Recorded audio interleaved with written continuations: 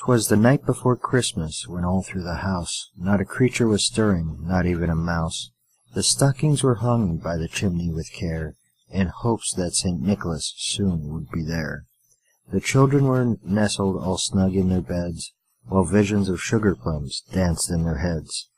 And Mamma in her kerchief, and I in my cap, had just settled down for a long winter's nap. When out on the lawn there arose such a clatter, I sprang from the bed to see what was the matter. Away to the window I flew like a flash, tore open the shutters, and threw up the sash.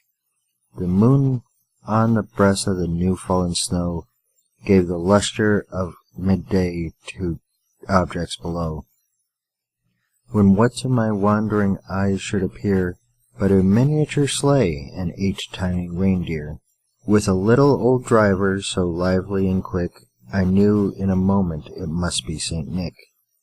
More rapid than eagles his coursers they came, and he whistled and shouted and called them by name.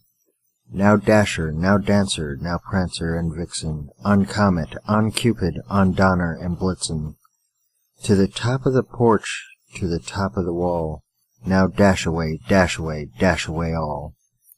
As dry leaves that before the wild hurricane fly, when they meet with obstacle mount to the sky, so up to the housetop the corsairs they flew, with the sleigh full of toys, and St. Nicholas too.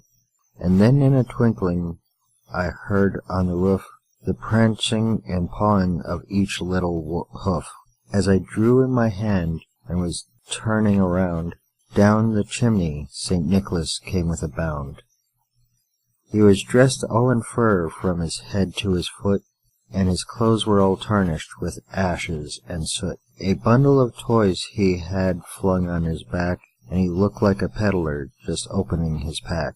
His eyes how they twinkled, his dimples so how merry. His cheeks were like roses, his nose like a cherry. His droll little mouth was drawn up like a bow, and his beard of his chin was as white as the snow. The stump of his pipe he held tight in his teeth, and the smoke encircled his head like a wreath. He had broad face and a little round belly that shook when he laughed like a bowlful of jelly. He was chubby and plump, a right jolly old elf, and I laughed when I saw him, in spite of myself. A wink of his eye and a twist of his head soon gave me to know I had nothing to dread. He spoke not a word, but went straight to his work, and filled all the stockings, then turned with a jerk, and laying his finger aside his nose, he gave a nod, up the chimney he rose. He sprang to his sleigh, to his team gave a whistle, and away they all flew, like the dawn of a thistle. But I heard him exclaim, ere he drove out of sight, "Happy Christmas to all, and to all a good night."